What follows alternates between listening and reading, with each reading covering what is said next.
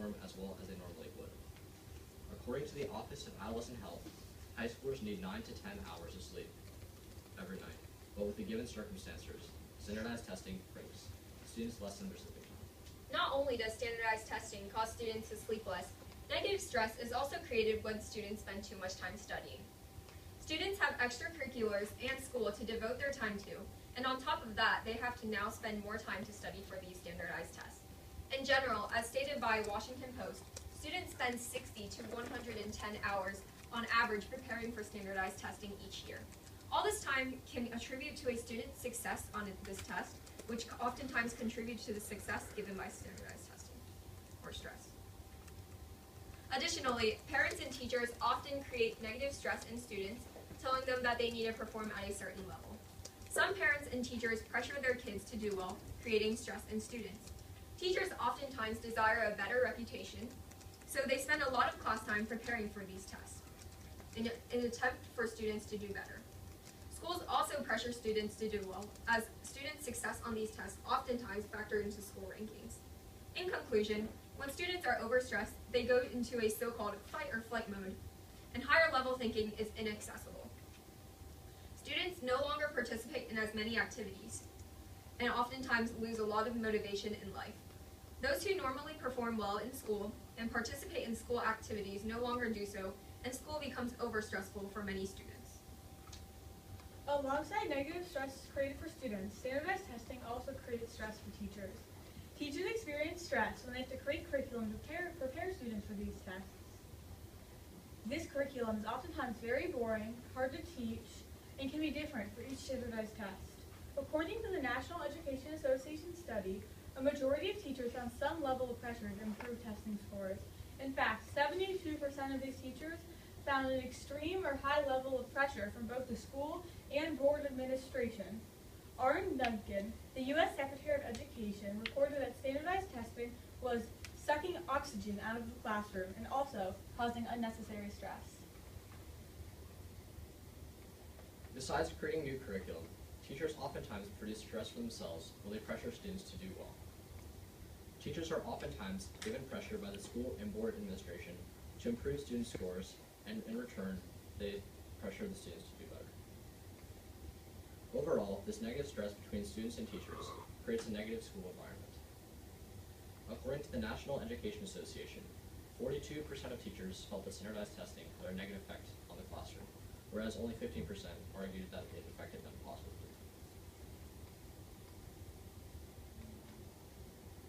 Not only does stress have mental and emotional effects on you, stress also has physical effects. This video describes the various ways the stress affects your body.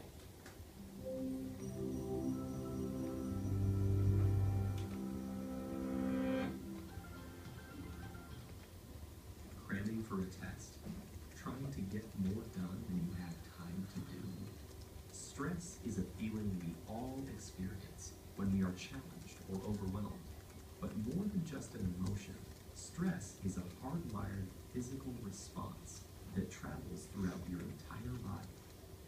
In the short term, stress can be advantageous, but when activated... Good morning, staff. There are treats in the workroom. Fight stress response not only changes your brain, but also damages many of the other organs and cells throughout your body. Your adrenal gland releases the stress hormones cortisol, epinephrine, also known as adrenaline, and norepinephrine. As these hormones travel through your bloodstream, they easily reach your blood vessels and heart.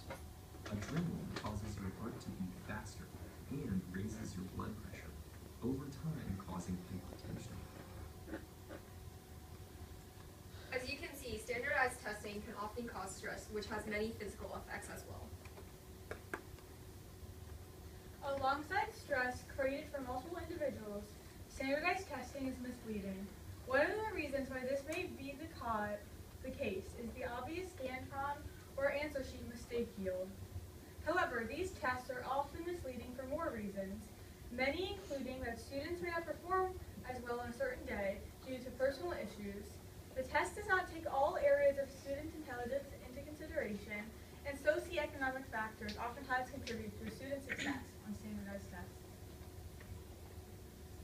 The misleading characters of standardized testing can often be attributed to socioeconomic statuses of various students. Students of high socioeconomic status can pay for tutoring, retesting, and setting their scores to colleges, whereas students of low socioeconomic status don't have as much motivation, learning resources, and often a lack of good school environment. According to the National Center of Educational Statistics, in 2007, a high school dropout rate among persons 16 to 24 years old was highest in low-income families, 16.7%, as compared to high-income families, 3.2%. An example for academic statistic as affected by socioeconomic status. While economic status certainly causes standardized tests to be misleading, the fact that most standardized tests occur in one day also make it misleading. If students are having a bad day or do not get as much sleep the night before, they will not perform as well on the test as they would have if they were having a good day. Many students who do poorly on standardized tests are very intelligent, but due to their bad night of sleep or being sick, they don't perform as well as they could have.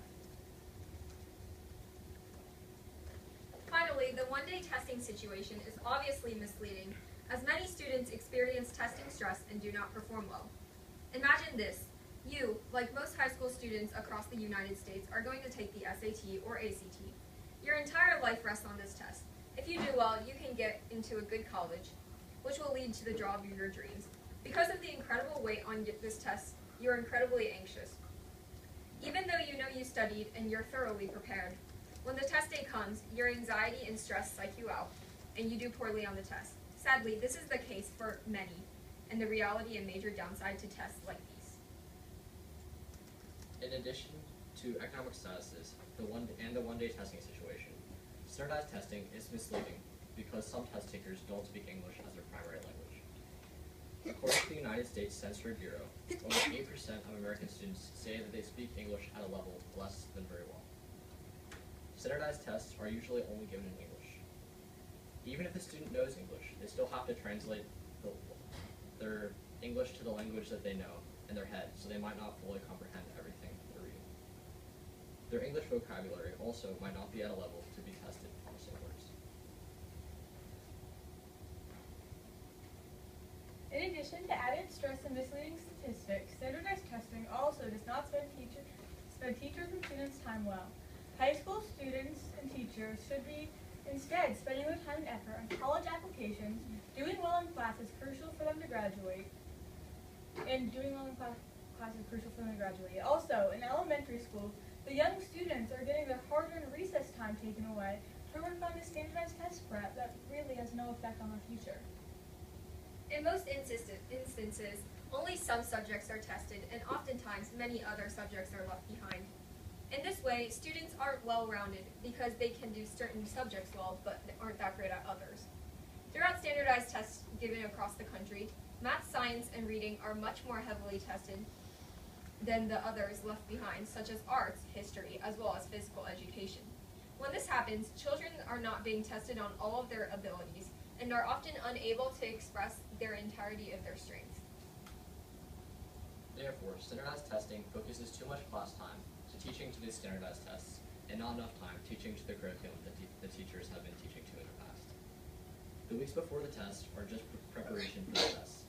The teacher's personal curriculum is abandoned for over a month just so that students can do well on these standardized tests.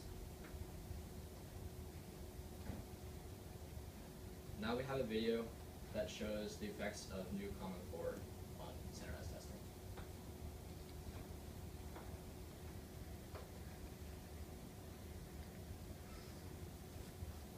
Did you know that because of the new standardized testing programs related to the Common Core state standards, that public school students will spend more time each year being tested and less time actually learning? For example, elementary school students will spend more time taking state standardized tests this year than a law school student spends taking the bar exam, and more time than the exams required to become a police officer, teacher, or school superintendent. Now, some people say we need all this testing to increase student learning and hold teachers accountable. But what do these tests really tell us about learning and quality teaching? Actually, not much. For tests to provide diagnostic information about student learning, there must be at least 20 to 25 questions for each skill in each standard being tested. None of these new tests have that many questions. Finally, it is quite corrupt, but quite true, that at the end, all standardized testing really just exists to make money. Everything that standardized testing companies do is driven by profit. Even though they are supposedly a non-profit college board, the company that owns the SAT and all of the AP tests makes roughly $700 million each year. In 2009, they paid 19 executives over $300,000 each. Their biggest goal is to make as much money as possible. These test-making companies are worth billions of dollars, and they earn from forcing kids to take these tests. While this may seem corrupt, the government also plays a role in regulating standardized testing. The government forces or incentivizes schools to take these tests. It's impossible to say no to the government. Either their deals are too good, or the schools have no choice. Schools receive funds from the government in exchange for making their students take these tests. In this way, schools are bribed by the government in exchange for the students wasting time and taking unneeded and unwanted tests. With political season in full swing, politicians have been focusing a portion of their campaigns on standardized testing. Politicians promise better test scores in an effort to get elected. They want their states to be better than other states on standardized tests so they can take the credit. They then invest a ton of money into educational programs so they can look better themselves. Additionally, schools use these good test scores to advertise themselves for grant money. Usually, the better the scores that students receive, the better the school looks. The government also then aids the school in giving them grants. Now we have a video of a professor from Cal Berkeley talking about the negative side of standardized testing. Standardized testing is a very controversial theme nowadays. For example, in this video, David L. Kirk, author of Improbable Scholars, Success and failure get defined in terms of kids' improvement on test scores. Nothing else being the focus. And the administrators who take that view basically wind up leading by intimidation, not by enthusiasm. They say, if you don't get your test scores up, to our principal, your kids aren't doing well enough, we're going to toss you from the job. And the same thing to the teachers who feel the pressure. And what you get is very little by way of results. There's no evidence that this works, but what there is evidence of is that it invites people to cheat. Because if you're asked to do something impossible, you're asked to get test scores up to a level that you have no idea how to do, and you're told that your livelihood depends on it, you're going to cheat, and that's what's going on with Yale and Atlanta. With this series of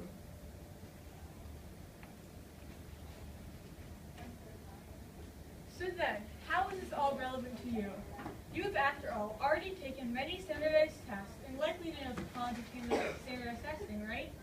Well, if you haven't already, you're likely to take the SAT or ACT in the next year.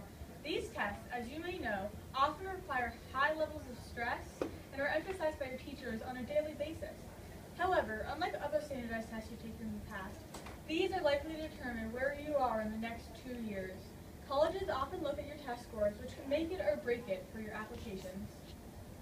In the United States alone, there are over 4,000 colleges and institutions.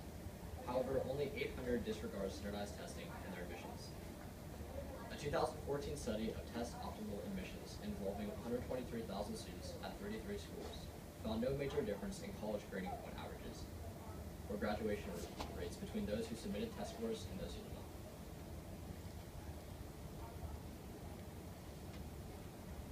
For example, imagine Jim, a stellar student who had the perfect extracurriculars, grades, and all of the teachers loved him. He applies to over 10 schools, but is only accepted to 5. He reviews his application and realizes that colleges placed lots of attention on his low SAT score, and he instantly regrets not retaking it. His dream of going to a top 20 college is officially crushed, and he has lost all motivation in life. In conclusion, standardized testing is an idea from long ago that should not have any relevance today. All it does is stress people out, mislead test takers, and is created by people who have a bad incentive. It does little to nothing to help students taking them, and makes everything more complicated than it has to be. For these reasons, we believe that standardized testing should just be a thing for